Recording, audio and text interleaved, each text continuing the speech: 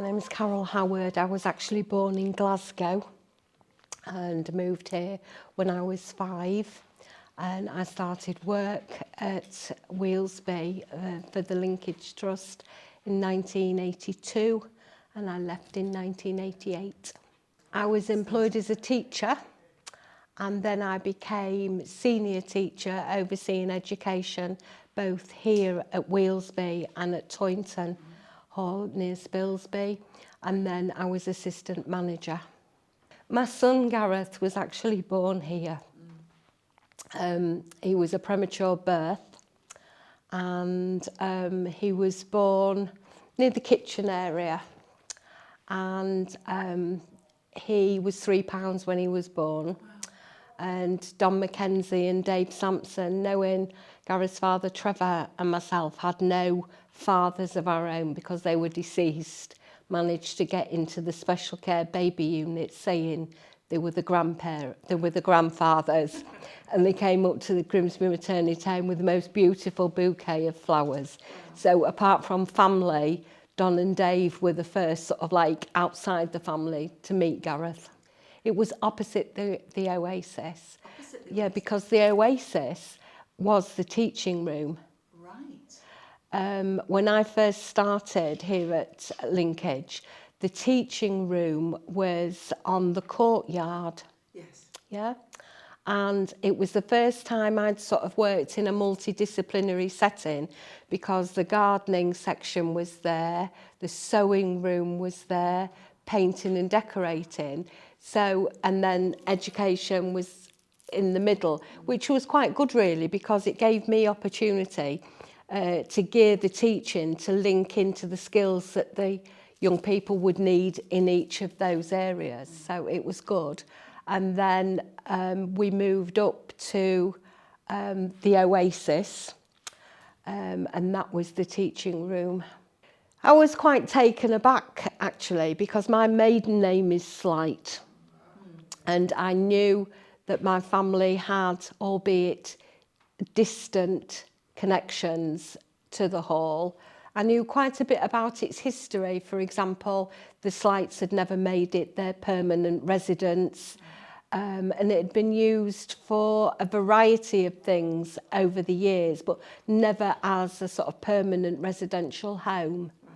And I suppose I was blown away by the magnificence of it really, for a residential setting for young people.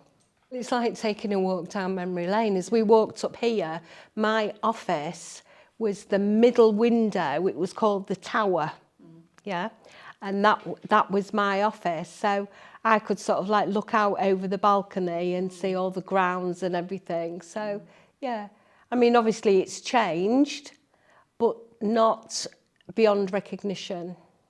Well, I suppose they still do have reviews, 6-monthly reviews on the students, and there was families came from all over the country, and Don and Dave, Don Mackenzie and Dave Sampson, who were the directors, asked me to show the parents round and give them a bit of history.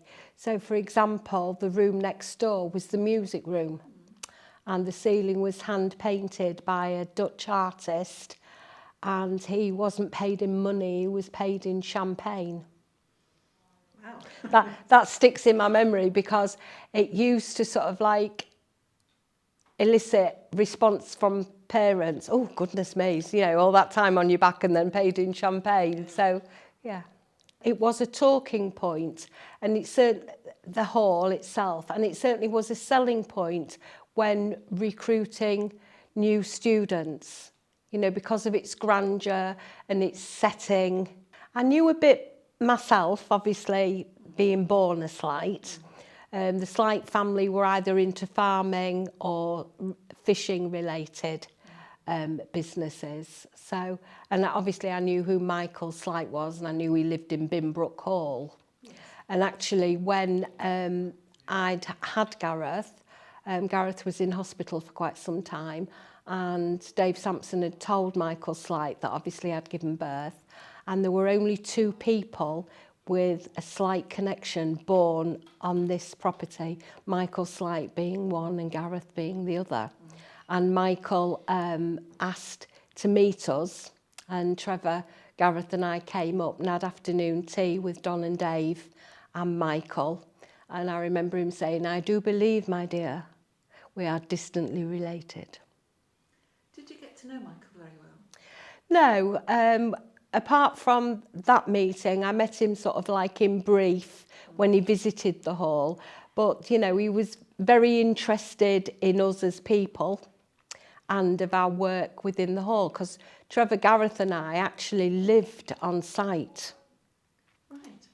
We lived in a little village called Southery between Bardney and Horncastle and travelled every day. Well, obviously with a young baby, it was quite a trek, particularly in winter. And the Slight Centre had just opened, and they had a 3-berth residential caravan erected. It was quite nice, actually. It was like a house, and a proper bath and everything. And we lived there. You lived on the site? We did. We lived in a residential caravan at the Slight Centre, which at that time was newly opened. The Slight Centre opened in 1985, the year Gareth was born, and we moved into the caravan about 1986. So obviously there were 6 men living at the Slight Centre at that time, and we became quite friendly with them. And I remember when we came to see Michael Slight, it was the first time one of the gentlemen had ever seen a baby. Wow. And he was absolutely fascinated. He couldn't take his eyes off Gareth. And I said, "Would you like to hold him?" And, you know, obviously I was there to support everything. And he held him. His name was Dennis. I've never forgotten him. And in the years that have gone by, I've met quite a few of the original Slight Centre guys out in the community.